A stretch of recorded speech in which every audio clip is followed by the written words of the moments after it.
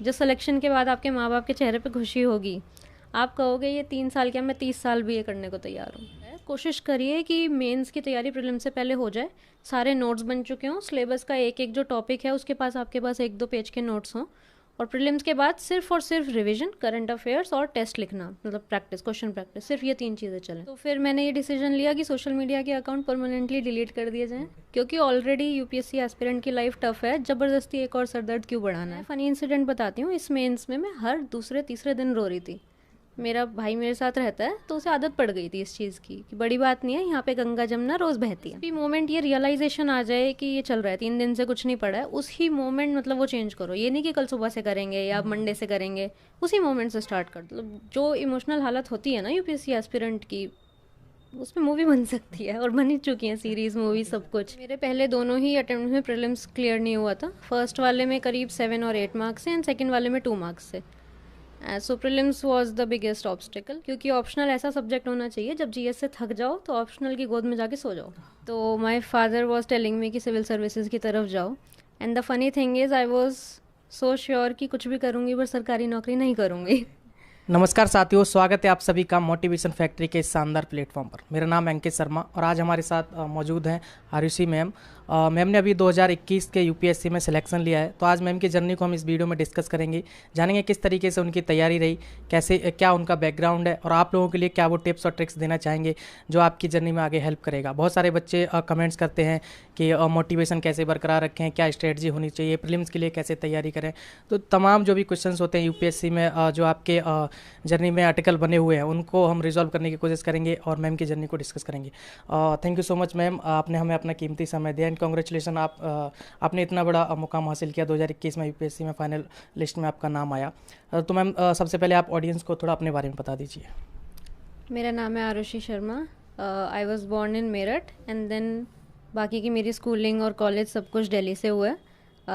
Graduation से मैं engineer हूँ और मेरा सिलेक्शन 3rd अटेम्प्ट में हुआ है।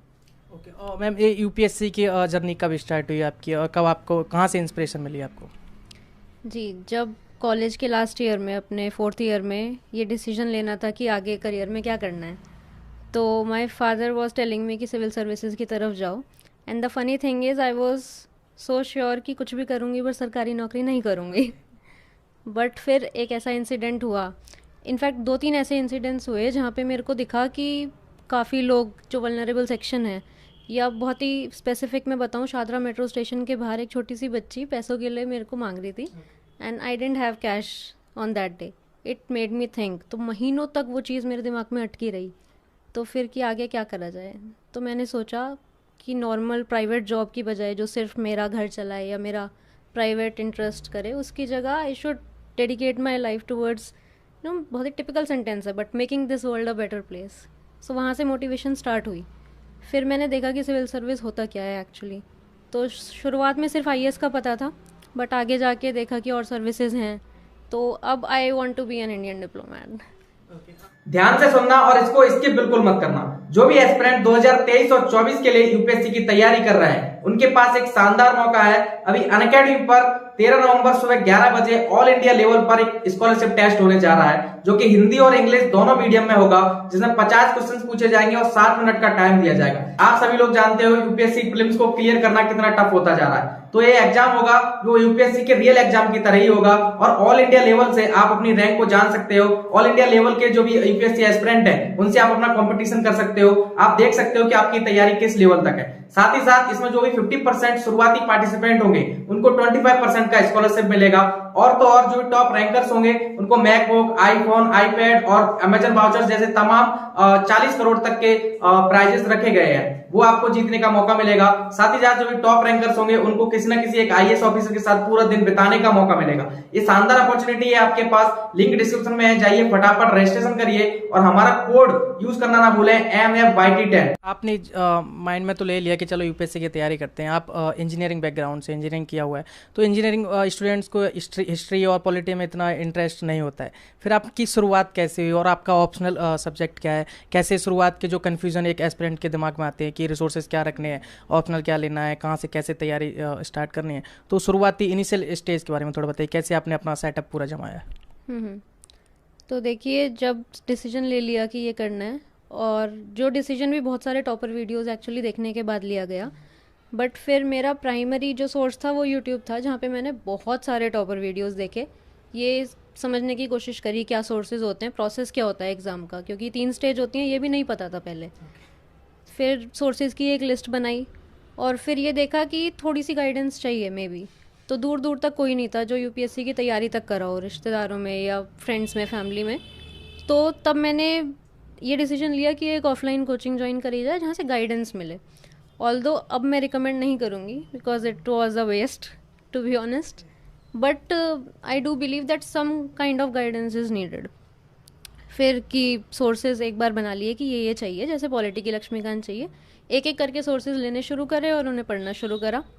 फिर ये डिसीजन कि ऑप्शनल क्या लिया जाए। तो इंजीनियरिंग बैकग्राउंड का स्टूडेंट को क्या दिक्कत होती है, हमारी ब्रांचेस एक तो ऑप्शनल में होती नहीं है, जैसे कुछ मेरी है इलेक्ट्रॉनिक्स एंड कम्युनिकेशन जो नहीं थी, तो फिर कुछ ऑप्शनल शॉर्टलिस्ट करे इंटरेस्ट और वैसे टैक्टिकल रीजंस के बेस पे कि सिलेबस छोटा है या टॉपर्स इससे रहे हैं या मेरे इंटरेस्ट में है। फिर वहाँ से मैंने फाइनलाइज करा फिलॉसफी प्राइमरीली इंटरेस्ट बेस पे because I love that subject. तो ऑप्शनल लेने का जो डिसीजन है, मतलब जो लोग देख रहे हैं इसे, प्राइमरीली आपका इंटरेस्ट बेस पे होना चाहिए, क्योंकि ऑप्शनल ऐसा सब्जेक्ट होना चाहिए जब जीएस से थक जाओ तो ऑप्शनल की गोद में जाके सो जाओ। तो ये हो गया ऑप्शनल। रही बात इंजीनियरिंग स्टूडेंट्स का हिस्ट्री और बाकी के ह्यूमैनिटी सब्जेक्ट पढ़ने का, तो आई थिंक जब आप बहुत टाइम देते हैं ना एज एन एस्पिरेंट, आप कुछ महीने उसके साथ देते हैं, मेरा ये मानना है उससे धीरे धीरे प्यार हो जाता है। तो अब my favourite subjects our history and geography, वो इंजीनियरिंग पीछे छूट गई है। आपका ये थर्ड अटेम्प्ट है राइट? हाँ, तो आपके 3 अटेम्प्ट, आपके 2 अटेम्प्ट कैसे रहे और उस किस स्टेज तक आप गए उसके बारे में थोड़ा बताओ। तो मेरे पहले दोनों ही अटेम्प्ट में प्रीलिम्स क्लियर नहीं हुआ था। फर्स्ट वाले में करीब 7 और 8 मार्क्स से एंड सेकंड वाले में 2 मार्क्स से। So prelims was the biggest obstacle ये, बट थर्ड वाले में प्रीलिम्स भी क्लियर हुआ, मेंस भी हुआ और फिर इंटरव्यू देके सिलेक्शन भी हुआ। सो मेरा ये मानना है कि प्रीलिम्स काफ़ी डिफ़िकल्ट स्टेज होता जा रहा है, स्पेशली अब जब क्वेश्चन पेपर इतने अनसर्टेन बन रहे हैं। एंड जो इंजीनियर्स, मैंने काफ़ी इंजीनियर्स से बात करी है, टॉपर्स में भी और जो एस्पिरेंट्स हैं उनमें भी, तो एक थोड़ा सा ओवर कॉन्फिडेंस होता है दैट हम अच्छे बैकग्राउंड से आ रहे हैं तो प्रीलिम्स में नहीं रुकेंगे हम, और इतनी फेलियर होता है इस ओवर कॉन्फिडेंस की वजह से। सो आई थिंक प्रीलिम्स का सबसे बड़ा मिस्टेक आप यही कर सकते हो कि हम तो निकल ही जाएंगे। एक तो आपने मिस्टेक बता दिया कि ओवर कॉन्फिडेंस नहीं रहना है। आपके 2 प्रीलिम्स शुरुआती क्लियर नहीं हुए, तो आपको क्या लगता है अभी जो थर्ड अटेम्प्ट आपने दिया, प्रीलिम्स क्लियर किया, मेंस क्लियर किया, आपको अगर पीछे जाके आप देखते हो तो क्या लगता है क्या मिस्टेक्स अगर आपकी रही, अगर उनको आप नहीं करते तो फर्स्ट अटेम्प्ट में आपका प्री मेंस सारे स्टेज क्लियर हो जाते? जी देखिए, सबसे पहले फर्स्ट अटेम्प्ट की गलतियाँ, तो उसमें जो बेसिक सोर्सेज थे उसमें मैंने थोड़ी गलतियाँ करी। जैसे सब कह रहे थे कि modern history, I will give you an example, कि मॉडर्न हिस्ट्री के लिए स्पेक्ट्रम पढ़ो, बट मैंने फर्स्ट अटेम्प्ट में स्पेक्ट्रम नहीं पढ़ी थी, कोई और बुक पढ़ी। तो कि जो बहुत ही बेसिक चीज़ें हैं जो सारे टॉपर्स रिपीट करते हैं कि यही करना है और सिर्फ यही करना है, तो उतना लिमिटेड रखो। तो वही एडवाइस कि रिसोर्सेज लिमिटेड रखने हैं और उनकी मल्टीपल रिविजन्स चाहिए। तो पहली गलती, रिविजन उतनी ना करना। दूसरी, जो बेसिक सोर्सेज हैं लक्ष्मीकांत, स्पेक्ट्रम और बाकी के ज्योग्राफी की एनसीईआरटीज़, तो इसमें आप इनके क्वेश्चंस को गलत नहीं कर सकते हो, क्योंकि प्रीलिम्स में 100 में से 30 क्वेश्चन जो आते होंगे, बाकी सारा गेस वर्क होगा। तो 30 क्वेश्चन जिसने अच्छे से तैयारी करी है ना, वो सबके ठीक होंगे। तो अगर आपने ये गलत करे तो you are out of the race. तो दूसरी मिस्टेक हो गई स्टैटिक को स्ट्रॉन्ग ना रखना। उसके बाद सेकेंड अटैम्प्ट में मैंने क्या गलती करी कि क्वेश्चंस थोड़े कम अटैम्प्ट करे। तो मेरा ये मानना है कि 90+ क्वेश्चंस अटैम्प्ट करने चाहिए अगर आपका एक्यूरेसी लेवल 90 से ऊपर नहीं है। तो फिर मैंने थर्ड अटैम्प्ट में इस चीज़ को रेक्टिफाई करने के लिए एक एक्सेल शीट बनाई, जिसमें टेस्ट जितने मैं देती थी उसमें 1 राउंड, 2 राउंड, 3 राउंड में करके क्वेश्चन अटैम्प्ट करना और फिर उन तीनों राउंड्स की एक्यूरेसी चेक करना। तो आइडियल ये होना चाहिए कि पहले राउंड में आपके 90% या 95% से प्लस एक्यूरेसी रहे, फिर 70 या 60 और फिर फाइनली 30-40 भी चलती है। फिर ये देखना है कि ओवरऑल एक्यूरेसी क्या आपकी 80 से ऊपर है, और अगर कम है तो फिर ज़्यादा क्वेश्चन अटेम्प्ट करो ताकि आप कट ऑफ से क्लियर कर पाओ। मेंस की अगर बात करें, मेंस के लिए कैसे आपने तैयारी करी? आप प्रीलिम्स के साथ साथ आपकी तैयारी चल रही थी या फिर आपने प्रीलिम्स के बाद आपने तैयारी शुरू करी? कैसे मेंस के लिए आप तैयार हुए? देखिए, आइडियल कंडीशन है कि मेंस की तैयारी प्रीलिम्स से पहले हो जानी चाहिए, बट आइडियल्स ऑफ कोर्स नहीं पूरे होते हैं। तो काफ़ी सब्जेक्ट्स प्रीलिम्स से पहले कर लिए थे, कुछ कुछ बचे थे छोटे छोटे सब्जेक्ट जैसे डिज़ास्टर मैनेजमेंट वगैरह, वो प्रीलिम्स के बाद हैंडल करें। बट अगर अब जैसे पीछे देखते हैं वापस, तो अगर वो भी प्रीलिम से पहले करे होते तो मार्क्स और बेटर आते। सो जो इंसान पहले अटेम्प्ट से या आगे अपने अटेम्प्ट्स में जा रहा है, कोशिश करिए कि मेंस की तैयारी प्रीलिम से पहले हो जाए, सारे नोट्स बन चुके हों, सिलेबस का एक एक जो टॉपिक है उसके पास आपके पास 1-2 पेज के नोट्स हों, और प्रीलिम्स के बाद सिर्फ और सिर्फ रिवीजन, करंट अफेयर्स और टेस्ट लिखना, मतलब प्रैक्टिस, क्वेश्चन प्रैक्टिस, सिर्फ ये 3 चीज़ें चलें। ओके, शुरुआत में जैसे अभी कितना टाइम एक एस्पिरेंट को लगता है और यूपीएससी की क्या डिमांड होती है एक एस्पिरेंट से? जैसे आपने फर्स्ट अटेम्प्ट दिया, तो आपको फर्स्ट अटेम्प्ट जब आप देने जा रहे तो क्या लग रहा था आपको कि अब मेरी तैयारी ठीक ठाक है? मतलब एस्पिरेंट कितने समय बाद कह सकता है कि हाँ अभी मेरी तैयारी ठीक है? 1 साल लगता है, 2 साल लगता है, कैसे कितना समय लगता है?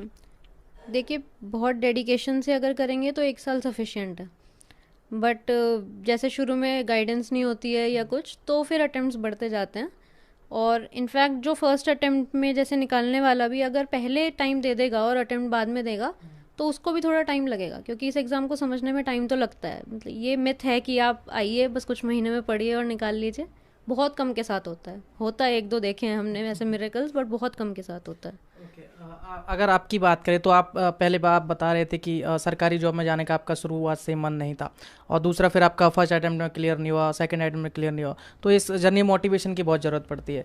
तो कहीं ना कहीं आपको कभी ऐसा मन में आया कि मैं शायद यूपीएससी गलत चूज़ कर लिया, मैंने यूपीएससी के लिए नहीं बनी हूँ मैं, या फिर किस तरीके से अपने आप को मोटिवेट आप रखते थे? देखिए, ये कभी मन में नहीं आया, क्योंकि जब ये डिसीजन लिया था, वो इतने महीने का जो प्रोसेस था कि मेरी लाइफ का पर्पस क्या होना चाहिए, वो इतना क्रिस्टल क्लियर हो गया था। मतलब एक बहुत ही फिल्मी लाइन है कि अंदर से एक आवाज़ आती है कि तुम्हारा जीवन इसलिए बना है, ये मकसद है। तो वो इतना क्लियर है मेरे मन में कि ये तो कभी नहीं आया कि यूपीएससी मेरे लिए नहीं है या मैं यूपीएससी के लिए नहीं हूँ। ड्रीम करियर क्या, ड्रीम लाइफ ही वही है। और फिर रही बात मोटिवेशन की, तो देखिए मोटिवेशन में 2 चीज़ें होती हैं। पहला स्टार्टिंग, कि आपने शुरुआत करी क्यों। सेकंड एंड, कि आपको कहाँ जाना है। इन दोनों चीज़ों को याद रखो और बीच का सफ़र आराम से निकलेगा। और आराम से मेरा मतलब ये नहीं है कि आप दुखी नहीं होगे, रोओगे नहीं। मतलब मैं फ़नी इंसिडेंट बताती हूँ, इस मेंस में मैं हर दूसरे तीसरे दिन रो रही थी। मेरा भाई मेरे साथ रहता है, तो उसे आदत पड़ गई थी इस चीज़ की कि बड़ी बात नहीं है, यहाँ पे गंगा जमुना रोज़ बहती है। But this is the process. अब वापस देखते हैं तो कितनी ग्रोथ हुई है। मतलब अपने आप को स्ट्रांग रखना, या ये मोटिवेशन रखना कि नहीं, जो जिस चीज़ के लिए हम एफर्ट डाल रहे हैं इट इज़ वर्थ इट, बाद में अपने लिए, पेरेंट्स के लिए या सोसाइटी के लिए बहुत अच्छा होगा। इसे ध्यान में रखो, पढ़ते रहो और डिस्ट्रैक्शन से दूर रहो। डिस्ट्रैक्शन का ही मैं क्वेश्चन पूछने वाला था। जैसे आपने बताया कि शुरुआती रिसोर्स आपके पास यूट्यूब ही था, यूट्यूब से आपने सारी चीज़ें देखी, लेकिन यूट्यूब पे और चीज़ें भी हैं। अभी शॉर्ट्स आ रहे हैं जो यूपीएससी मतलब आईएएस की एंट्री दिखाते हैं, आईएएस आईपीएस की शादियाँ दिखाते हैं, या शुरुआत में एस्पिरेंट्स उनमें पड़ जाता है, काफ़ी समय तक देखता रहता है डीएम एंट्री, उनका जो भौकाल टाइप की जो रील्स वगैरह चलती है वो सारी चीज़। तो आप डिस्ट्रैक्शन से कैसे दूर रहते थे? क्योंकि मेन सोर्स आपका यूट्यूब है, यूट्यूब पर और सारी चीज़ें भी आती हैं, तो कैसे आप उनसे बचते थे? और क्या फिर आपके दिमाग में भी आपके भी ऐसे सपने आते थे रात में कि जब डीएम बन जाएंगे तो ऐसी गाड़ी बंगला ये सारी चीज़ें होंगी? किस तरीके के थॉट प्रोसेस था उस टाइम आपका? देखिए, सबसे इजी तरीका है, ऐप्स पे टाइमर लगा लो। बहुत ही प्रैक्टिकल तरीका है। तो रोज़ का आधे घंटे का टाइमर, इससे ज़्यादा करंट अफेयर की या कुछ वीडियो नहीं होती है। और सेकेंडली फिर भी मतलब अपने दिमाग में जो चीज़ें चलती रहती हैं, थॉट प्रोसेस का भी एक हैंगओवर होता है, तो उनसे कैसे बचना है? सबसे आसान तरीका है, जो आपका रूटीन है, डेली रूटीन, जो टाइम टेबल बना के चिपका रखा है दीवार पे, उसे कंप्लीट करो। टाइम ही नहीं मिलेगा बाकी चीज़ें सोचने की। और जब आप वापस देखोगे ना जर्नी पे, तो आपका जो हैप्पीएस्ट टाइम रहेगा वो वही रहेगा जहाँ पे आपके पास कुछ सोचने का टाइम ही नहीं था। आप सुबह से शाम तक पढ़ रहे थे, खुद पे प्राउड होगा, और बाद में देखोगे लिटरली वो हैप्पीएस्ट टाइम रहेगा। आपकी इस जर्नी में फ्रेंड्स का कैसा सीन रहा? फ्रेंड्स काफ़ी सारों के फ्रेंड्स छोड़ देते हैं, वो फ्रेंड्स से बात करना बंद कर देते हैं, शादियों में जाना, पार्टियों में जाना छोड़ देते हैं। फिर उनकी तरफ से भी काफ़ी मतलब मैसेज आते हैं, पहले से ही कलेक्टर साहब बोलने लगते हैं वो, तो उससे काफ़ी डर लगता है कि अभी सिलेक्शन हुआ नहीं, कलेक्टर साहब लोग बोल रहे हैं। रिलेटिव्स का प्रेशर होता है, अगर उनको पता होता है कि यूपीएससी की तैयारी कर रही है या फिर कर रहा है, तो वो सारी चीज़ें आपने कैसे टैकल करी? आपके पास, आपके ऊपर भी प्रेशर रहा? तो पहले फ्रेंड्स और फिर रिलेटिव्स। देखिए, फ्रेंड्स का ऐसा था, शुरू में बाकी सारे फ्रेंड्स की प्लेसमेंट हो गई, तो जब सोशल मीडिया पे देखते थे कि इनकी लाइफ कितनी अच्छी चल रही है, हर वीकेंड पे पार्टी हो रही है, तो थोड़ा अजीब लगता था।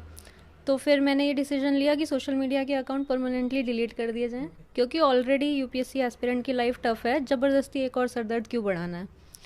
तो वो सब डिलीट करा। फिर क्या हुआ, जितना सुपरफिशियल फ्रेंड्स थे ऑब्वियसली वो सारा कट ऑफ हो गए। बट मज़े की बात यह है जो बचे ना अब वो लाइफ लॉन्ग रहेंगे। और बचे साल में 1-2 बार बात होती थी, एंड स्टिल अब मेरे सिलेक्शन के बाद मेरे दोस्त मेरे से ज़्यादा खुश हैं। तो फ्रेंड्स का ऐसा है, जो जा रहे हैं वो फ्रेंड्स हैं ही नहीं, चिल रहो। सेकेंडली फिर रिलेटिव्स का, तो देखिए इस मामले में मैं काफ़ी लकी रही कि रिलेटिव्स का जो भी प्रेशर रहा होगा मेरे पेरेंट्स ने मेरे तक आने नहीं दिया। अब पता चलता है, क्योंकि जब हम अब बैठ के बात करते हैं कि तब किसी ने ऐसे कहा था, मम्मी बताती हैं, तो काफ़ी कुछ ऐसा रहा है जो मम्मी पापा को सुनना पड़ा, बट वो मेरे तक आया ही नहीं कभी। जैसे एस्पिरेंट्स का तो ठीक है, बट अगर कोई भी रिलेटिव या पेरेंट ये वीडियो देख रहा है तो आप प्लीज़ ये समझो कि वो सिर्फ उसकी लड़ाई नहीं है, आपको उसके साथ, बच्चे के साथ पूरा सपोर्ट देना है। मतलब जो इमोशनल हालत होती है ना यूपीएससी एस्पिरेंट की, उसमें मूवी बन सकती है, और बन ही चुकी है सीरीज़, मूवी, सब कुछ। तो फैमिली का और क्लोज फ्रेंड्स का आई थिंक बहुत बड़ा हाथ होता है सपोर्ट के लिए। ओके, आपने फैमिली के साथ रह के तैयारी करी? हाँ जी। ओके, फैमिली का किस तरीके से आपका सपोर्ट रहा? फैमिली में आपके कौन कौन है और किसका किस तरीके से सपोर्ट रहा आपके इस जर्नी में? जी, तो मेरे पेरेंट्स हैं और मेरा एक छोटा भाई है, वो अभी 11th में। तो देखिए पेरेंट्स का तो अनकंडीशनल लव और सपोर्ट, कि मेरी मम्मी का डायलॉग है कि इसे पानी का ग्लास भी नहीं उठाना पड़ता है, और जो मेरे नहीं काफ़ी सारे एस्पिरेंट्स के या सेलेक्टेड कैंडिडेट्स के साथ है। एक तो ऐसा मटेरियल सपोर्ट कि हमको कुछ काम नहीं करना पड़ेगा, पूरे दिन में सिर्फ एक ही काम है, पढ़ाई करना। फिर आता है एक इमोशनल सपोर्ट, क्योंकि जैसे मैंने कहा हर दूसरे तीसरे दिन वो एक डाउन फेज़ आता है, और स्पेशली उस फेज़ में जब बहुत मेहनत चाहिए होती है, जैसे प्रीलिम्स और मेंस के बीच में। तो तब मतलब पेरेंट्स का एक तो अपने बच्चे को दुखी देखना, और फिर अपने आप को भी संभालना कि नहीं it's okay, it's part of the process, और फिर बच्चे को संभालना कि नहीं तुम पढ़ो, हमें पता है तुम्हारा होगा, तुमसे ज़्यादा हमें तुम पे भरोसा है। तो ये तो खैर सबके पेरेंट्स को होता है, बट यहाँ मैं बहुत ज़्यादा श्रेय देना चाहूँगी अपने भाई को। वो मेरे से इतना छोटा है, बट उसने एक बड़े भाई की तरह मुझे सपोर्ट करा है। और मतलब मैं जैसे रोती थी तो वो बहुत ही मजाक के तरीके से मूड ठीक कर देता था, जैसे मैंने बोला गंगा जमुना बह रही है। तो भाई बहनों का भी बहुत बड़ा रोल होता है। इस जर्नी में टाइम मैनेजमेंट और कंसिस्टेंसी बहुत बड़ा रोल प्ले करता है, तो आपका टाइम मैनेजमेंट आप कैसे रखती थी और कैसे कंसिस्टेंट रहते थे आप? जी, मैंने एक छोटी डायरी बना रखी थी जिसमें अपने टाइम स्टडी स्लॉट्स के अकॉर्डिंग मैं देखती थी कितना अच्छा जा रहा है। तो मैंने शेड्यूल थोड़ा ओवर एस्टिमेट करके बनाया था, अगर मेरा 80-90% हो रहा होता था तो आई वॉज़ हैप्पी। बट फिर मेरे को एक और एक्चुअली ऐप मिला YPT नाम से, जिसमें हम टाइम स्लॉट वो कर सकते हैं, लाइव स्टडी करते हैं। तो या तो अपनी डायरी में आप देखो कि कितना पढ़ रहे हो और फिर उसे वीकली रिव्यू करो कंसिस्टेंसी मेंटेन करने के लिए, या फिर ऐसे ऐप्स यूज़ करो जिसमें फ़ोन के सारे ऐप्स बंद हो जाते हैं, आप सिर्फ पढ़ते हो टाइमर लगा के। तो ये सारी चीज़ें करनी चाहिए। और कंसिस्टेंसी अपने ना स्टडी शेड्यूल जब पूरा हो रहा होता है उसकी मोटिवेशन से भी बनती है। और जब आपको लग रहा है कि काफ़ी दिन हो गए हैं, एक स्लम्प चल रहा है, नहीं पढ़ पा रहे हो, जिस भी मोमेंट ये रियलाइजेशन आ जाए कि ये चल रहा है, 3 दिन से कुछ नहीं पढ़ा है, उसी मोमेंट मतलब वो चेंज करो। ये नहीं कि कल सुबह से करेंगे या मंडे से करेंगे, उसी मोमेंट से स्टार्ट कर दो। ओके, आपने भी शादियों में जाना बंद कर दिया था, आपने भी बहुत सारे जो इवेंट्स होते हैं उनको अटेंड करना बंद कर दिया, रिलेटिव से मिलना बंद कर दिया, ऐसा आपकी जर्नी में भी हुआ? जी, काफ़ी हद तक हुआ, मैंने काफ़ी कट ऑफ कर लिया था। ओके, और फिर इंटरटेनमेंट के लिए आप क्या करते थे? जैसे ये तो पढ़ाई की बात हो गई, कंसिस्टेंट रहने की बात हो गई, लेकिन इंटरटेनमेंट भी चाहिए, तो उसके लिए आप क्या करते थे? वेब सीरीज़, मूवीज़, ये आप देखते थे? काफ़ी वेब सीरीज़ और मूवीज़ देखी हैं मैंने। इनफैक्ट मेरा जो ब्रेक पीरियड भी और जो जब नई पढ़ाई हो रही है, कुछ नहीं हो रहा है, वो पीरियड भी, जितनी वेब सीरीज़ पिछले कुछ साल में आई है मैंने सब देखी। ओके, आपकी फेवरेट वेब सीरीज़ कौन सी है? फ़िलहाल हाउस ऑफ ड्रैगन्स। ओके, अभी जो नए एस्पिरेंट्स इस वीडियो को देख रहे हैं उनके लिए आपके क्या मैसेज होंगे, या फिर इस जर्नी से आप नंबर ऑफ मिस्टेक्स आप गिनाना चाहो या उनको कुछ एडवाइस देना चाहो कि उनको अपनी जर्नी में ये मिस्टेक्स नहीं करनी, तो क्या आपके सजेशन होंगे उनके लिए? देखिए सबसे पहले तो इस डिसीजन को लेने से पहले बहुत सोचें, क्योंकि बहुत मेहनत लगने वाली है, बहुत ज़्यादा डेडिकेशन लगने वाली है। तो ये डिसीजन सिर्फ़ और सिर्फ आपका होना चाहिए। इसलिए नहीं लेना है कि पेरेंट्स चाहते हैं कि मेरा बेटा IAS बन जाए, या सोसाइटी चाहती है कि भाई आइडियल जॉब IAS IPS होती है, ऐसा नहीं है। आपके अंदर से सर्विस मोटिव आना चाहिए। एथिक्स के आंसर में लिखते हैं कि प्राइमरी क्वालिटी है सर्विस मोटिव, और सर्विस मोटिव का मतलब है सिविल सर्वेंट, कि आपको सर्वेंट बनना है जनता का। तो पहला तो ये कि डिसीजन बहुत ही सोच समझ के लेना है। सेकेंडली फिर जो ओवर कॉन्फिडेंस नहीं रखना है बिल्कुल भी, किसी भी स्टेज पे भी। ये एग्ज़ाम सबको इक्वल बना देता है, जो जितनी मेहनत करेगा उसे उतना फल मिलेगा। फिर थर्ड कि जो टॉपर की मिस्टेक्स होती हैं ना जो वो बताते हैं, उन्हें बहुत ध्यान से सुनो। उनके भले ही आप उनकी सक्सेस स्टोरी ना देखो, आप उनकी फेलियर स्टोरी ज़रूर सुनो कि उन्होंने क्या गलतियाँ करी। क्योंकि इनफैक्ट मैंने प्रीलिम्स में बताया नहीं, बट मेरी काफ़ी बड़ी गलती थी कि टॉपर वीडियो मैंने देखी, उनकी गलतियाँ सुनी और फिर भी मैंने पाया कि मैंने सेम गलतियाँ करी है। तो खुद गलती करने से बेटर है कि दूसरे की गलती से सीख लो। किसी ने बताया कि भाई टेस्ट सीरीज़ लगानी होती है और सिर्फ टेस्ट नहीं लगाना है, उसके सॉल्यूशन से सीखना भी है। ये कि ये टॉपर ने गलती करी तो उसे लिख लो कि मेरे को ये चीज़ नहीं करनी है पर्टिकुलरली। फिर थर्ड, बहुत डाउन फेज आएगा प्रिपरेशन में, सब कुछ यहाँ पे शाइनी ब्लिंगी नहीं है। तो उस टाइम पे याद रखना है क्यों शुरू करा था और कहाँ जाना है, और डटे रहना है। सही में मेहनत बहुत करनी है। बट अब मैं आपको अच्छी बात बताती हूँ। जो सिलेक्शन के बाद आपके माँ बाप के चेहरे पे खुशी होगी, आप कहोगे ये 3 साल क्या, मैं 30 साल भी ये करने को तैयार हूँ। आई होप दोस्तों आपको ये वीडियो काफ़ी पसंद आया होगा, काफ़ी ज़्यादा मोटिवेशन मिला होगा, बहुत सारी नॉलेज मिली होगी। जिस तरीके से मैडम ने अपनी स्ट्रेटजी आपके साथ डिस्कस करी, उन्होंने अपनी जर्नी बताई, काफ़ी सारे पॉइंट्स जो बताए जो आपको जर्नी में नहीं करने हैं, अपने मिस्टेक्स नहीं करने हैं। यहाँ तक वीडियो देखने के लिए थैंक यू सो मच। और ऐसे ही कंटेंट को कंज्यूम करने के लिए आप चैनल को सब्सक्राइब कर सकते हो। अगर आपकी कोई क्वेरीज होती है डायरेक्ट इंस्टाग्राम पर आप मैसेज कर सकते हो, लिंक उसका डिस्क्रिप्शन में जाएगा। चलिए दोस्तों, bye bye and take care.